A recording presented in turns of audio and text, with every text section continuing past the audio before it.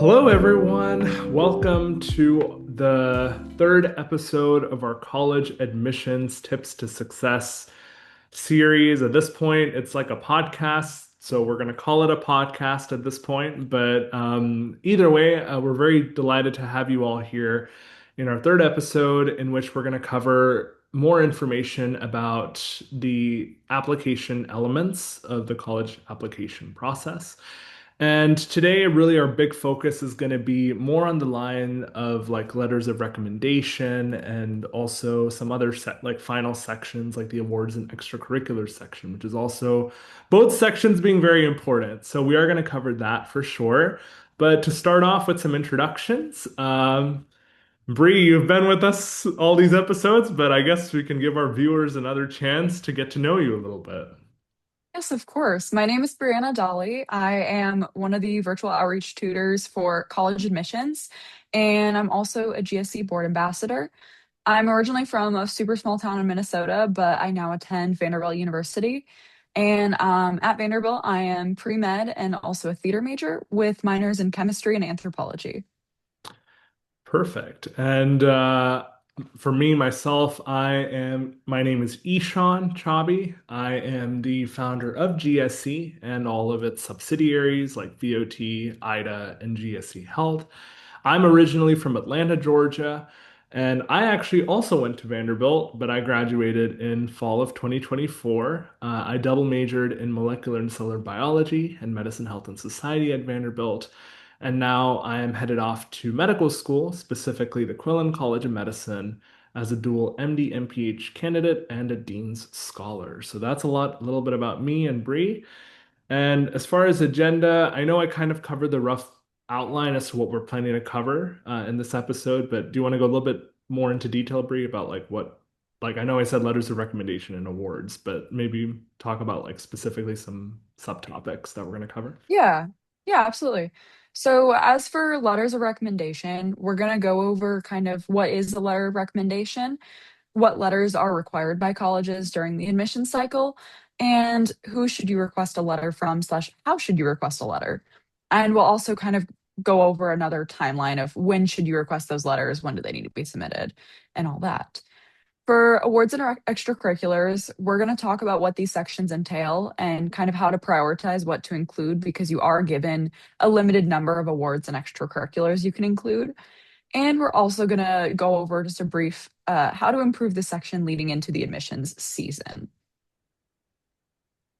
Yeah, and so for, I guess, starting off with letters of recommendation, definitely the first thing is like, what is a letter of recommendation? Because I think this is sort of the first time that this might be something you've encountered. And really, letters of recommendation are really nothing but just, I mean, I know the name sort of says it, but like essentially, you have someone very close, like a staff member, teacher, or mentor that's known you really well, and they will write a letter that speaks about your character, achievements, and it really helps a lot of colleges figure out if you're an ideal candidate. And it helps many colleges get to know you better on a more personal level since it does speak about your character and how you can perhaps fit into the college environment that you're trying to get into, as opposed to just looking at your achievements or like many candidates. Like again, I think we've covered this in the last few episodes, but it's really important for colleges to get to know you as a person. And Mitch, like the letters of recommendation is just another element on top of your personal statement and all your, well, I say personal statement, sorry, too much stuff, but like on top of your Common App essay and all your major essays that you're giving. So this is another really helpful element to really give some insight into your persona. Um, and do you want to go into the requirements for how, like, Yeah, typically how letters of recommendation operate? yeah, absolutely. So again, these are letters that you are not writing. These are letters that a mentor, teacher, coach, really any large figure in your life that knows you well, as Ishan talked about. So most schools require 1 to 3 of these rec letters. And so each letter will come from a different person. So it won't be 3 letters from the same person. It'll be one letter from like one letter per person. Perfect. So yeah. So Mhm. some schools require just one, some schools require as many as 3. it's best to submit as many letters as are allowed because that will give the most complete view of who you are. On top of that, some high schools require you to have one of those letters be from your high school academic counselor. This like can just be a requirement by your high school. It's not standard for all high schools, it's just some high schools. So double check with your academic counselors if they need to submit one of those letters. And then it's okay if you don't know your academic counselor very well. I only spoke to mine a handful of times. They're still happy to write you a letter because it's something that is required by your high school. So don't stress about that if you don't know that person very well. They'll mostly write to just, did you come to school? Is there any additional information they can provide that they know was something that you were struggling with at the time that might have affected your grades or how you interacted with the school environment? Otherwise, other letters are totally up to you on who those come from. So that can be coaches, teachers, really anyone who you feel you formed a deep connection with and who can talk about you to a pretty great extent. They must know you pretty well to write a strong letter of rec, so don't pick someone that you've just met or barely know. And on top of that, it's best to have letters from people in multiple areas of your academic life. So, for example, I chose to have a rec letter from my English teacher and my biology teacher, so they could kind of see two different sides of my academic life. If you can pick a teacher or a coach who sees multiple areas of your life, that's always good. My English teacher was also my National Honor Society advisor, so she was able to talk to both my service side and my academic side. Also, it should be noted that most of these letters are just sent to all schools. So typically, you don't want to ask them to write to a specific school. You want to ask for a general, open-ended letter of rec that can be sent to multiple schools. Some application portals allow you to send specific letters to specific schools, but this adds a lot of work on the letter writer side. So it's usually best to just ask for general letters. On top of that, you can often waive the right to like view your letter in your application. This is essentially just telling your colleges that you are not viewing these letters before they're sent. So that way they know you didn't ask for anything to be altered. They know that the teacher or letter writer is giving the most honest view of who you are, and they're not sugarcoating it to avoid hurting your feelings or anything. So it's okay to waive the right. That's all it's doing is it's essentially just saying that you have not read it beforehand. And the last thing I'd like to say is you don't want your reference to have been written by a family member. That is because it's usually considered a conflict of interest. It's someone that knows you very, like, has personal ties to wanting to get you to college. So usually you do not want letters to come from a family member, but they can come from essentially anyone else. And the one thing I'll just add a little bit here as well is like when it comes to letters of recommendation, it's definitely like when we talk about like these mentors, these coaches or these teachers, it's good to have like I would personally like really encourage like I know you mentioned like you don't want someone to just like someone who you've just met to just sort of write a letter for you. You want someone who's like who you've known for like I would say several years on end, if Hmm. possible. Like the best, like from in my case, like my letter writer was a gen like one of my Gen Chem teachers who I first met in intro chemistry, who then taught AP chemistry. So it's sort of it helped because they saw before like a freshman year image of me and then a junior year image of me and then could write Mm, per month. Like they could see that longitudinal growth, which a lot of colleges do appreciate if they can get some letter that speaks about your growth over multiple years as well. So I will say like that's something if you can try to get a longitudinal, like someone who's known you over multiple years. Of course, someone who's not directly close to you, like a family member, but definitely like a mentor or coach or anyone who's known you over multiple years. They are really the best people to write these letters of recommendation. definitely. Um, And oh, go sorry, I ahead. have one Go more. ahead. I was just if you weren't gonna Oh say no, no, something I as had well. nothing more. Oh, awesome. I was also gonna say this person does not have to be from your school. If you have a mentor who is a someone who you've worked for, like a manager or a religious leader, like it is totally okay to use someone who's outside of your school. They don't necessarily have to be from within your school. No, for sure. And I think that's actually it actually adds a lot more. I think in like we talk about holistic admissions. I would say the first two episodes we've really talked about holistic admissions, but I definitely think that when we look at letters of recommendation, if you can get a very diverse array of letters from like of course people who've you know very well, that definitely does help. So like I definitely agree with you on that. Like it's good to have people from like a coach or someone who's outside of the school system as well to really write For these. sure. I guess now that we've talked a lot about the people who write the letters, now we can talk a little bit about the timeline for when these letters should be written. So typically, these letters should be requested as soon as possible. Ideally, I would say in your junior year. I think I don't know, junior year of college is, I think that's typically the domain for when you can correct me, Bria. It's been but I think it's the junior year of, I say college, junior year of high school, when you typically request your letters of recommendation. The only thing I would say is, I mean, you do want to at least ideally have 2 to 4 months in advance of like the deadlines for recommendation letters. I think there are, and you can correct me on this, but like I think Common App, Coalition App, they do like, or even schools actually, universities, they do have specific requirements for like this is the final cutoff for letters of recommendation. I don't know. I feel like I have, but again, this was a few years back for me, but I will say that like I do remember there being deadlines where like this school accepted letters of recommendation till this date. But typically you want it regardless. I think it's always a safe bet 2 to 4 months before you actually submit, 2 to 4 months before you like your application is formally submitted. It's best to have those letters of recommendation there so that those application committees can get to reviewing your application right away. Um, and on top of that, you also want to include any notable, like when you are requesting your letters of recommendation, it's best for you to at least include some anecdotes or some experiences that allow the teacher to remember you. Because you have to, or I say teacher, but allow the coach or mentor to remember you. Because you have to remember that there's like the same person might be writing multiple letters of recommendation for a lot of different students, and you want to at least give them some experiences that can really help them really describe you to the best ability. Like your goal is to also encourage specificity in the letters in the sense of yourself, not necessarily about the schools that you're applying to, but you want to definitely highlight yourself well. Like, well, I say you, but you want your letter writer to highlight your persona very well in these letters of recommendation.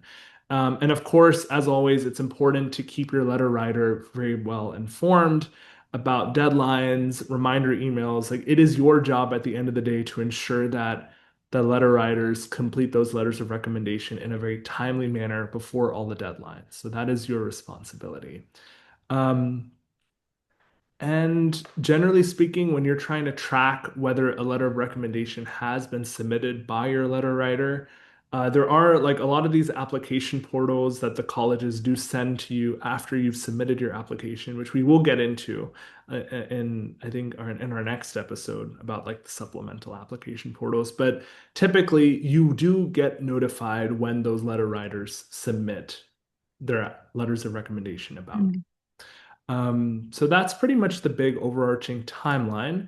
Do you have any final things you want to add for this section, by the way? Or Yeah, I was just going to quickly say the biggest thing with timing for the letters of recommendation is you have to remember that most of your letter writers are probably writing multiple letters of recommendation, especially as the deadlines draw closer. So, what I did is even before I started writing my essays, I picked who I was going to have write my letters. And I just sent them an email saying, here's the deadline. It's like 4 months from now. Take your time. Whenever you get a chance, please write this letter. That way, likely they got it back to me in like a week or two. So by the time my essay was done, I was ready to start submitting applications. The letters were already in and ready to go. So I didn't have to wait to submit just because I was waiting on a letter.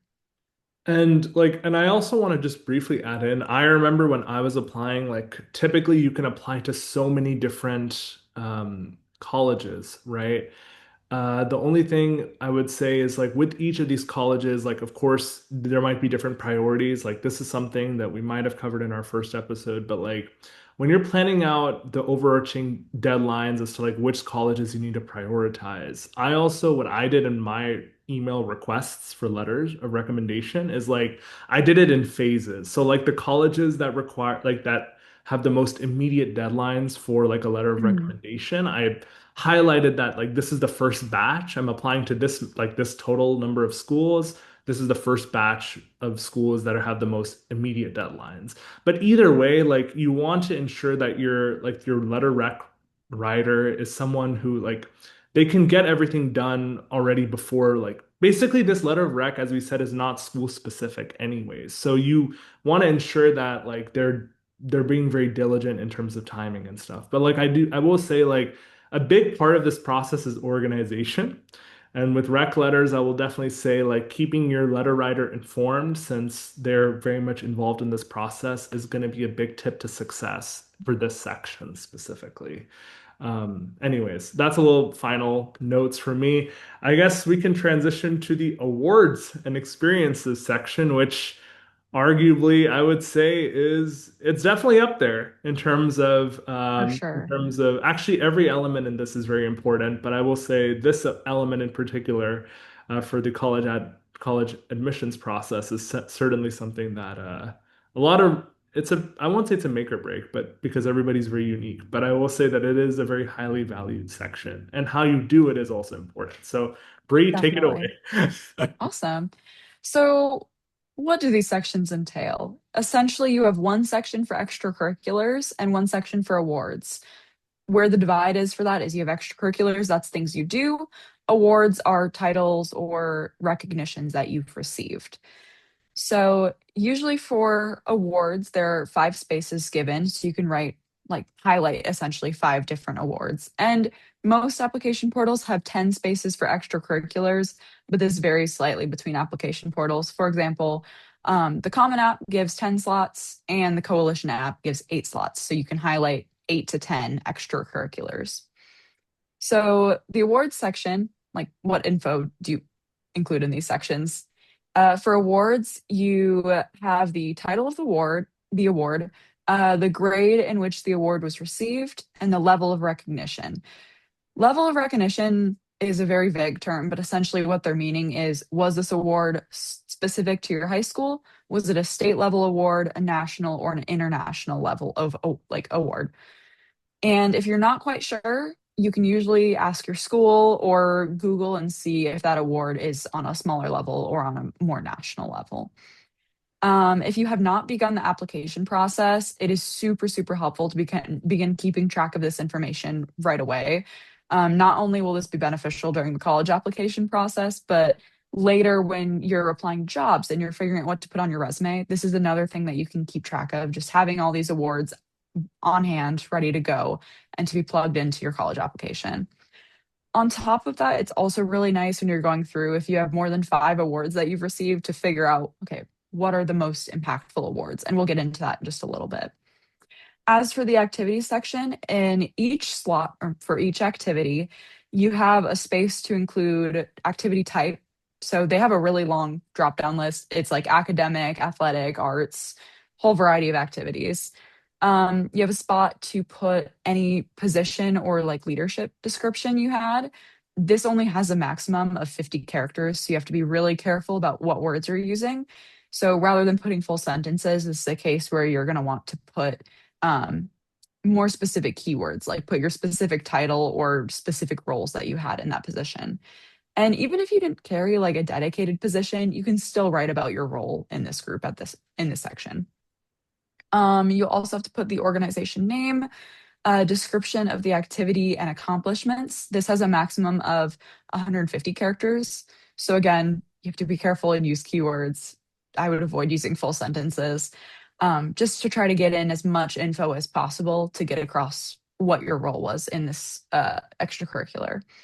And you also put the grade levels of participation and the timing during the school year. So this means, did you do it all year, during a certain break, during a certain semester, anything like that.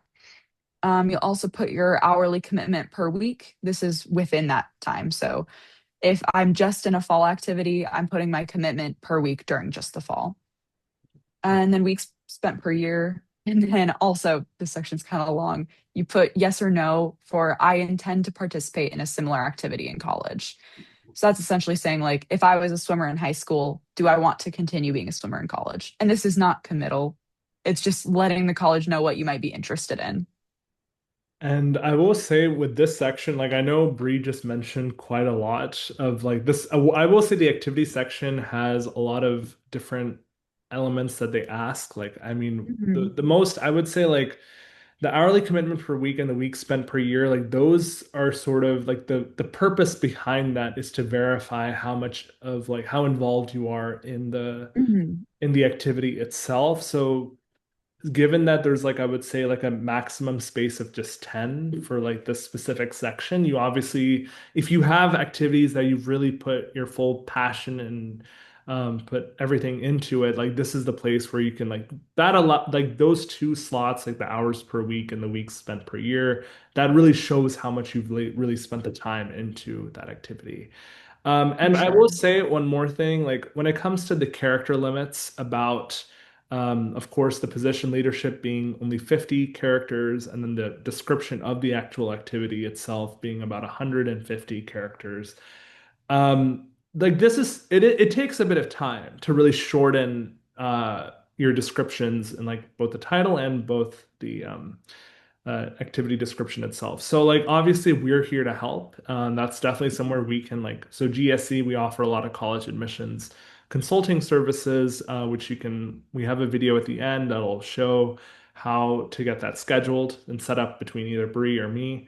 But like there is like that takes some time. It is a little bit of a it can be tricky because I remember from my own time when I was writing uh this section out or when I was planning the section out, like these the title and the description is like it is tricky because those character limits are really tight. So Mhm. definitely you want to take some time in this section to really start planning early, as Bree mentioned, so you can really perfect the section over time. I also will say that character limits, like we did say 50 characters for the title, and then 150 characters for the description, but these character limits can vary, especially for Mhm. Coalition and QuestBridge. So definitely you want to double check and adjust accordingly. And that's pretty much like I would say good overview. Now, obviously, we sort of touched on this just now, but like how to prioritize what's important in both the awards section and the extracurricular activity section. So really, the biggest thing, I think what Bree mentioned is, I mean, I honestly did the same exact thing. I sort of listed everything I did. Like you list everything you've done, both all your awards and all your extracurricular activities. And then based on that, and of course, you can look at that hours per week, weeks spent per year. Like that's a good, to me, that helps me a little bit in terms of determining like to really showcase what's like, because like the activities or the awards where you've really proven yourself. Like I think not so much for awards, but for the activities, like I think I'm sort of repeating myself, but like the activities that you've really spent the time on, like you definitely want college admissions committees to see that, because that definitely gives a lot of it's at least one of the ways that I think helps in organizing. But again, everybody has a different way on how they prioritize what to include. But I definitely think listing everything out and then just determining from there like which activities or which awards meant the most or which ones have the most significance. That's definitely something you want to highlight. And again, like anything when any activities or any awards where that don't seem as significant or anything that you've just not spent a lot of time on, uh, probably not a great idea to keep that at the top of your list. So like, for example, like you might have been on the junior varsity dance team just for like 1 year, like your freshman year, and then just drop that. It's like, so you don't want to highlight those kinds of things. You want to highlight things that you were involved with for a greater period of time over multiple years, ideally. And then awards, again, minimal significance, minimal impact. You don't want to really highlight those. You can discard those as well. Um, and of course, any activities where you've had a leadership position or you had a lot of time that you spent on it, or anything that you were really passionate about as well. So definitely those activities are activities you want to highlight. Anything that's also tied to like academics, arts, service, athletics. You also want to sort of ensure that these sections are very well rounded. That's another thing I would say, because you want to ensure that you're excelling in multiple dimensions. And that's sort of like the purpose of holistic admissions at its core, which is they want candidates who are very well versed across multiple areas, because that at least that shows a high level of enrichment, especially if you're allowing them or admitting them into your university. So that's just the flip side of it. Now, I will say there is like an additional info section which we did talk about in episode 2, the last episode. But that section is more for your, like, you can include significant activities or awards, but this should not be a space for you to just add anything that you missed in these sections. So like the only time the additional info section makes sense, in terms of describing additional awards or activities, you definitely want that section to have only significant achievements and not something that's not as much insignificant. Um, and then limited character counts, which we sort of touched about just now, but like remember 150 characters for the title, 150 characters roughly for the description. It's a very limited space, so you have to be very diligent in being direct and to the point about what counts, for both the description and the title. And then, of course, prioritize your action, leadership, teamwork, service, and personal meaning, awards or activities. And if you're a founding member or key leader, you should also make that very much well known, because that shows initiative, which I will say a lot of top tier universities for sure appreciate that sort of initiative, especially when they're looking for candidates for admission. So I guess we'll come in with some final tips. So, Bree, I'll let you take this. Yeah. So when you're again prioritizing, really try to stick with things that you're most passionate about. And this is for while you're adding them to your college admissions list, but or like to your awards and extracurricular section, but also as you're going through the application cycle, it's a pretty long cycle. It starts in the beginning of junior year and you're only receiving decisions by the like end of junior year. So continue to develop those activities and extracurriculars. So stick with the things that you're most passionate about. And if it gets too busy during the admission season, maybe think about getting rid of some things that you just aren't passionate about anymore. But then really drive yourself within the things that you're most passionate about to take on leadership positions, to take on initiative, to start projects within those groups.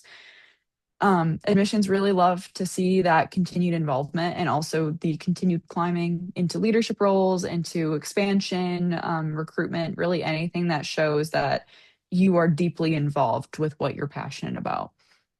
Also, as you're going through the application cycle, you can update these sections. If you've already submitted to a college, what they receive is final. But if you're still continuing to submit applications to specific colleges, continue to diversify your involvements. If you want, maybe dip into a service project, try something in the athletics, arts, take on a leadership position, or work on some professional development and add this to your application as you progress.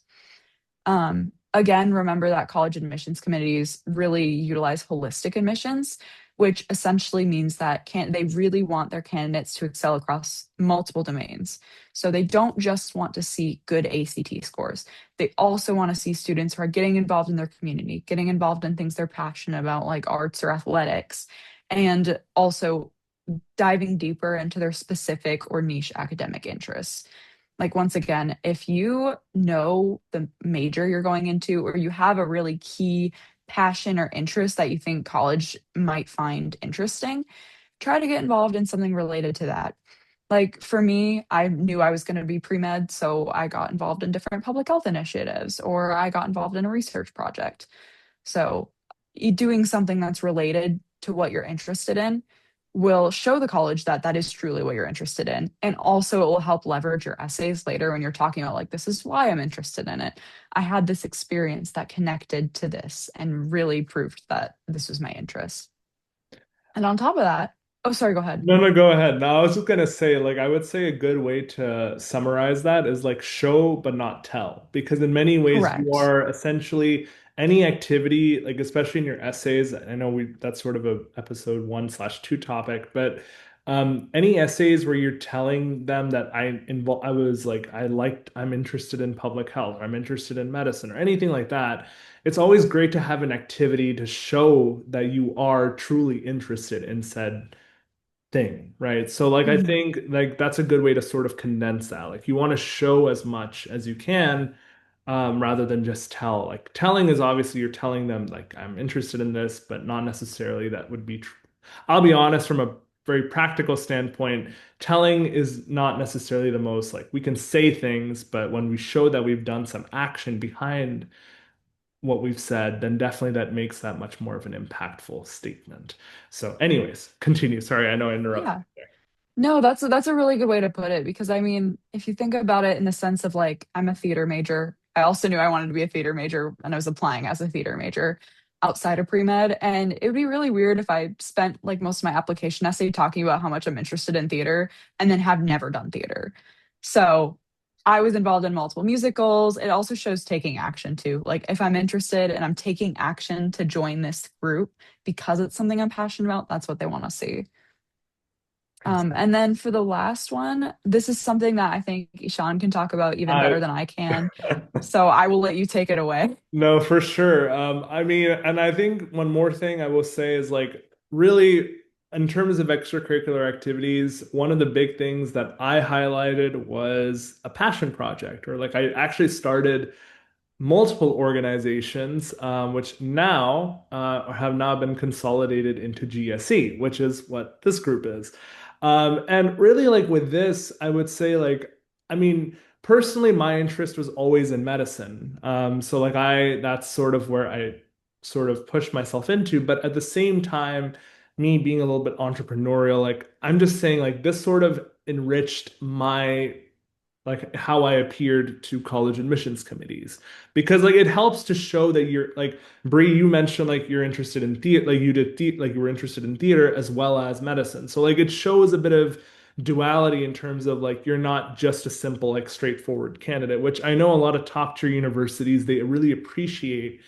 This is why we say holistic admissions, like being well-rounded in so many different domains, because it shows a much higher level of persona. But in terms of this last point here, like I started my own group, I started my own passion project, which showed a very strong and intense commitment towards like leadership and towards a specific area that was very important to me. And really like this specific passion project, GSC, was really a service endeavor, which service is really important to me. So I did that, but then a lot of what I also encountered at the time, so like VOT, this division of GSC, was actually founded in 2020 during the peak of the COVID pandemic. And at that time, what drove me to create VOT was, well, tutoring centers have shut down. So, because of the COVID pandemic. So, what can I do to at least make a difference? And online tutoring became the answer to that, in a much more close, like a much more close to close student to student tutoring setting. So, like, that was a passion project that drove me, which I then highlighted in like multiple places. I highlighted it, like it was one of my top activities that I highlighted, but I also highlighted this in my Common App essay or major personal essay. And overall, it really helped show, like, again, I guess it goes back to that phrase I mentioned. It really showed my commitment to service and leadership rather than just me telling that I am big into service and leadership. So I guess that's a very big takeaway, and especially in our activities section, and even for awards, because I would say like you're really highlighting the awards in which you've made the most impact or service, or like you've done something very extraordinary, and those are the things that you want to really highlight. Mhm. So essentially, like, I guess, do we have any final things we want to talk about aside from, I think we covered a lot of the big bases. I think we really hit everything. The only thing I was going to add was that if you think of while you're going through these sections and while you're listening to this podcast on what we're talking about, um, really what colleges are looking for is they're looking for students who are going to use their degree to do something in the future and to make an impact on the world or also make an impact within the university community, sorry. So if they've seen students who have done this in the past, then that's more predictive of that these students will do something in the future. So that's why action is so important through all of this. Very well said. And I will say that's a wonderful way to wrap up this episode. And we will be having one more episode, which will serve as our final episode. But after this episode's completed, we have a short video here which talks about how to schedule a college admissions consulting session between either with Bree or me or somebody else in our team as well. And we will basically, that's a really great video. It's not that long, but it'll be attached to this one. And we thank you all for joining us on this wonderful day. And we hope wherever you are, you have a great day / good night. I don't know when people watch these, but either way, we hope you have a great time and we'll see you guys in our next episode. Thank you.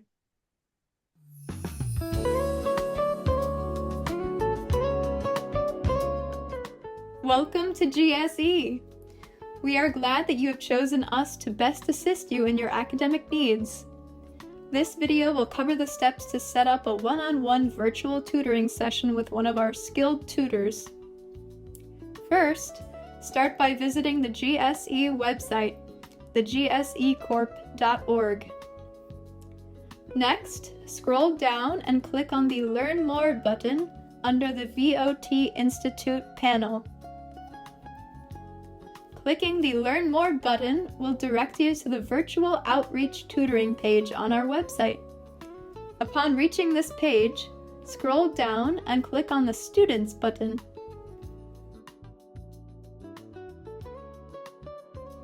You will now be directed to complete the one-on-one student registration form. If you have a preference to get assistance from a specific tutor, please click the Our Tutor Team button to see a list of our different tutors and their respective academic specialties.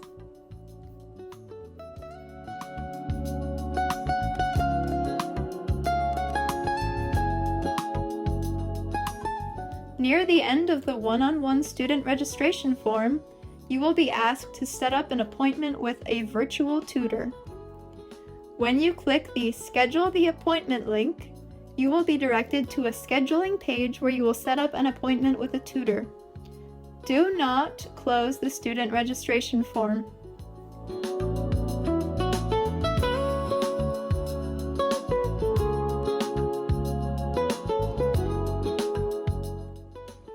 After setting up your appointment, you will need to return to the student registration form and click the Confirm Option button to show that you have scheduled your appointment.